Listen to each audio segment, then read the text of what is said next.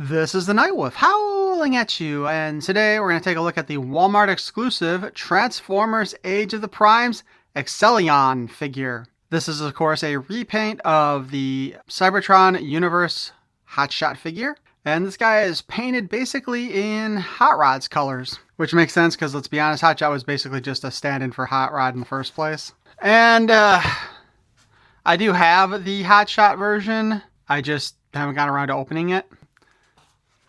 So I don't know how to transform this guy either. That being said, while this is a repaint with a different name, he's basically the powered up version of Hotshot from Cybertron. Because like in each one of those series for the Unicron trilogy, as it's usually referred to, pretty much every Transformer had a powered up version that was an alternate color. So let's take a look here. On the side, we have a little bit of artwork there. Nothing too fancy. On the other side, we have 3 of the Primes shown again. And on the back, we got our product shots, and he does have the Power Planet key. I think that's what they called it. Planet Power key, whatever. What you stick in him, and does nothing in this version because these guys do not actually have any special effects. But let's go ahead and open this sucker up, shall we?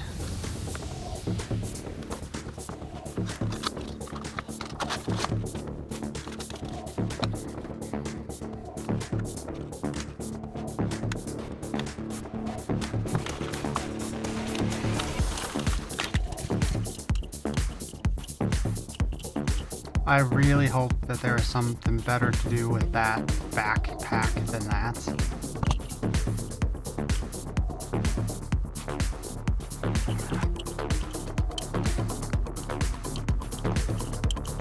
Oh, this is already going well, isn't it?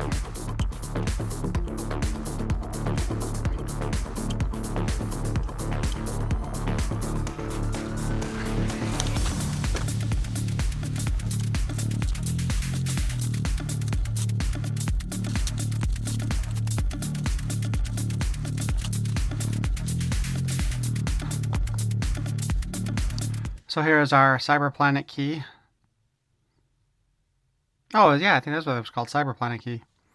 Again, it won't do anything really when you get right down to it. Here is his gun, also in transparent plastic to match that.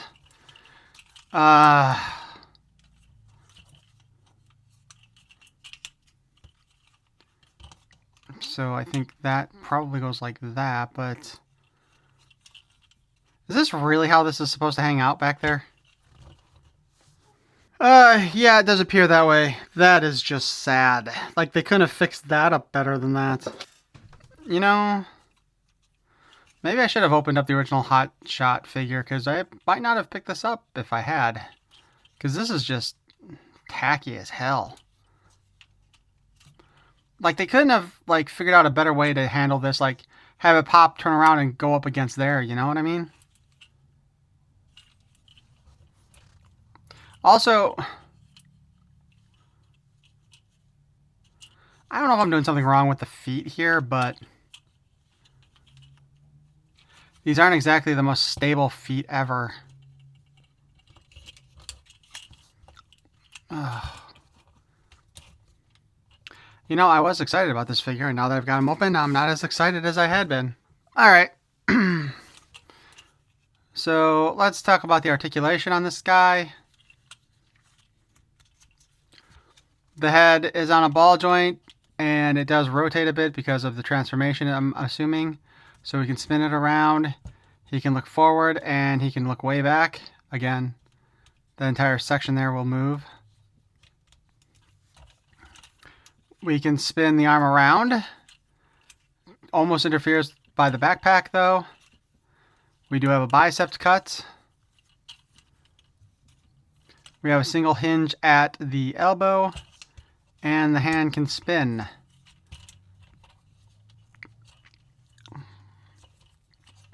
And while the door here on his arm does move a little bit, it doesn't really get out of the way. So that's kind of sad.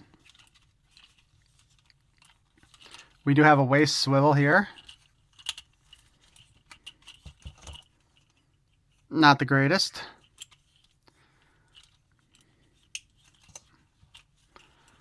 We have a thigh cut. We can kick forward that far. And we can kick back. And if we get the backpack out of the way, we can kick back really far. But that's not all. We can also do a side kick. Like that. And you can see his butt flap hanging out right there. We have a single joint in the knee.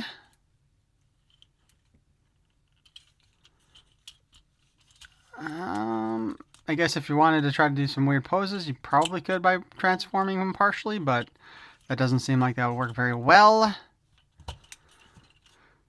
And then that just sticks on the back there. His gun can either go in his hand, like so, or we have plenty of other 5mm ports.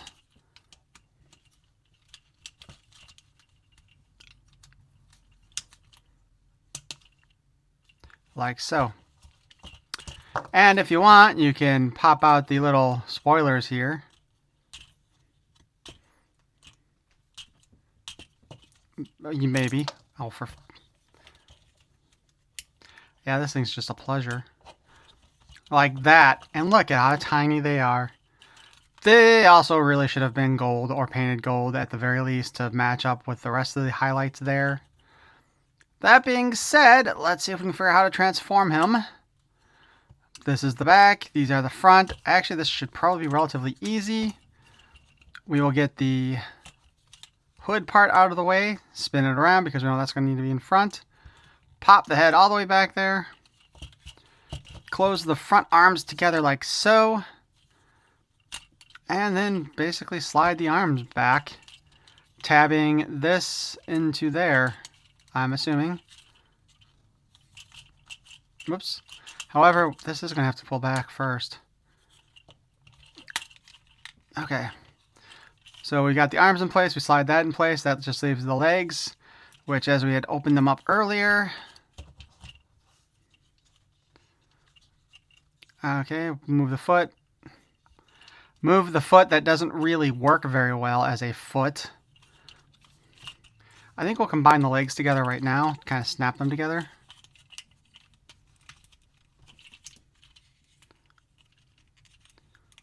Nope, I guess that won't work.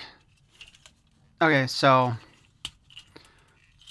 we're going to have to do these separately, but it's fairly standard transformer design. That goes up like that, and you will close the leg like so. So we open, we fold in. Now we fold close. After we get all the way in place. And then we can snap them together. And we can close it all up like that. And his vehicle mode is a hot little race car. Which we can put this on the top of it. Like that. And yeah, see that little thingy in the back there? That little slot? That's where his useless Cyber Planet key goes in. Because for Cybertron, once you push that in, that would cause the action feature to happen, which would pop these things out. And I don't really remember what those are supposed to do in the original cartoon series. As far as rolling goes, his front wheels are pinned on. Looks like his back wheels are mushroom pegged on, which sucks. But he actually rolls pretty good. Truth be told.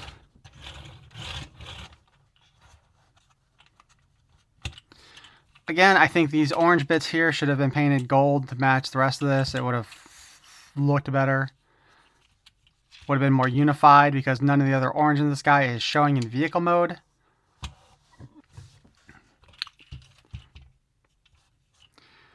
Like I said, the top looks pretty good.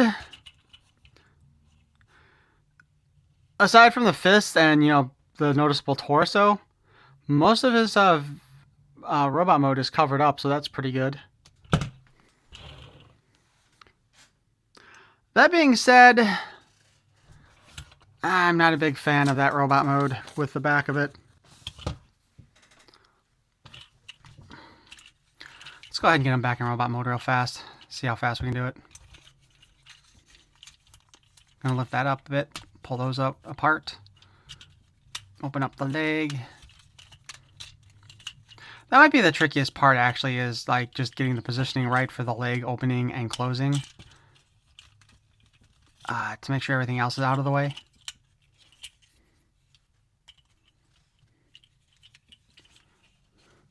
And see, that foot does not lay flat.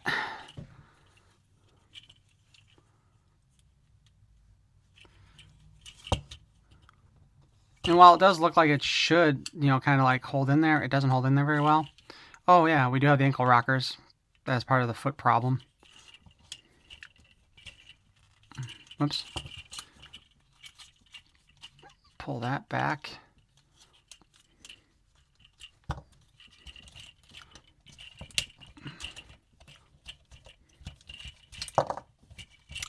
And the door just... The door is being held on by a 5mm port.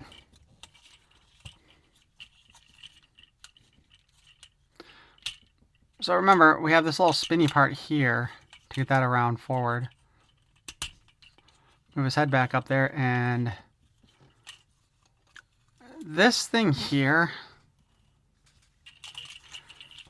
it kind of goes onto these little tabby things here, if you can see those, to pseudo hold it in place. Not a particularly good setup either, in my opinion. So you can actually remove these. I'm just not sure where you would put them once you did.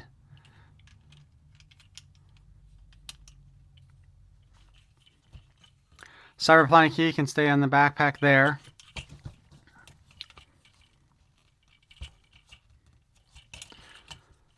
Oh, and the fists do spin, by the way.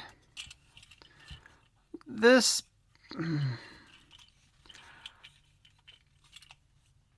I don't think it would have been that difficult or that costly for them, especially since they knew they were going to do this twice, right? To have designed this thing to pop over, spin, and lay against here either. Just to get the windshield out of the way. This is such lazy design to me. So my overall on this figure is, it's not particularly good. Like, he looks pretty good in robot mode, but stuff doesn't really sit well with him.